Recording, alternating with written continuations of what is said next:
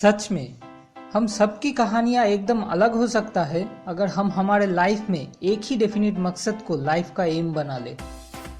हम सब ये जानते हैं कि अगर हम लोगों में से कोई भी एक बार सोच ले कि उनके लाइफ में सिर्फ एक ही मकसद है, जैसे कि समझ लो वो एक एक्स्ट्राऑर्डिनरी पेंटर बनना चाहते हैं और इसके लिए वो अपने पूरे ज़िंदगी को भी सैक्रिफाइस करने के लिए तैयार हो जाए, तो फिर उनको एक एक्स्ट्राऑर्डिनरी पेंटर बनने से कोई नहीं रोक सकता है।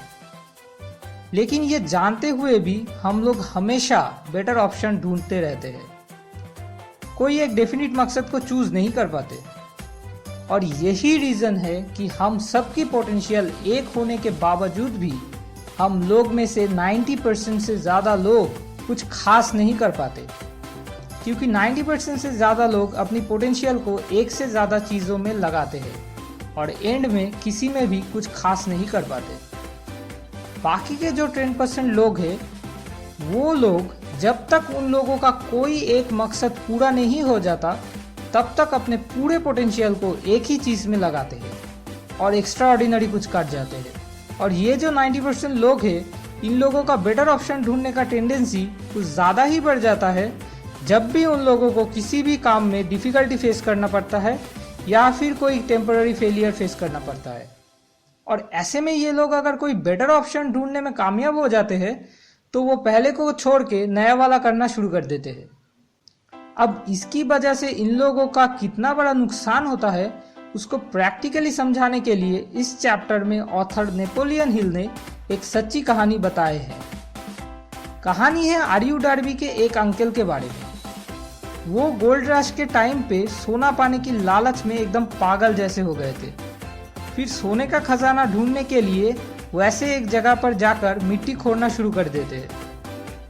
ऐसे एक हफ्ता लगातार काम करने के बाद ठीक जब वो सोने के खजाने से सिर्फ 3 फीट की दूरी पर थे, उन्होंने खोदना बंद करने का डिसीजन ले लिया और मिट्टी खोदने के लिए उन्होंने जो सब मशीन खरीदे थे वो सब एक भंगार वाले के पास में बेच के घर वापस चले आए। कुछ भंगार वाले थोड़े से बेवकूफ़ होते हैं, लेकिन ये उन लोगों से अलग था। इसने क्या किया, एक माइनिंग इंजीनियर को बुला के वहाँ का सॉइल का टेस्ट कराया।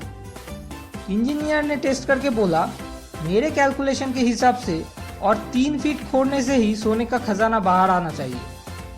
भंगार वाले ने खोदा और ठीक वही जगह पर उसको सोने का खजाना मिला। तो अगर हम ध्यान से देखें, वो आदमी और इस भंगार वाले में सिर्फ एक ही डिफरेंस था।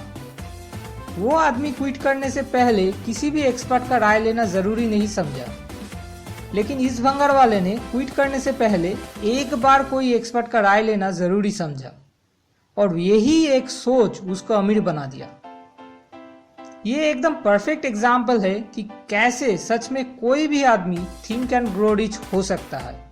बहुत लोग यही गलती करते हैं, जैसे कि गवर्नमेंट जॉब के लिए प्रिपरेशन लेना शुरू करते हैं और फिर जब कुछ गवर्नमेंट जॉब देने के बाद क्रैक नहीं कर पाते तब कोई भी प्राइवेट जॉब करने लग जाते हैं। कौन बोल सकता है, हो सकता है कि नेक्स्ट और एक गवर्नमेंट जॉब एग्जाम अगर वो दे देते तो उसमें ही वो क्रैक कर जाते, या फिर ऐसा नहीं भी हो सकता था।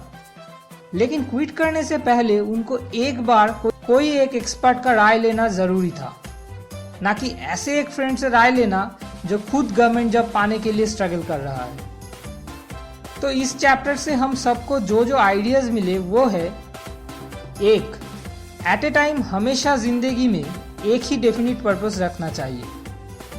2, कभी भी क्विट करने से पहले कम से कम एक बार एक्सपर्ट से राय लेना चाहिए। इस वीडियो को देखने के लिए बहुत शुक्रिया। जल्द ही फिर मिलेंगे नेक्स्ट चैप्टर डिजायर को लेके। कनेक्टेड रहने के लिए सब्सक्राइब बटन पर क्लिक करना ना भूलें।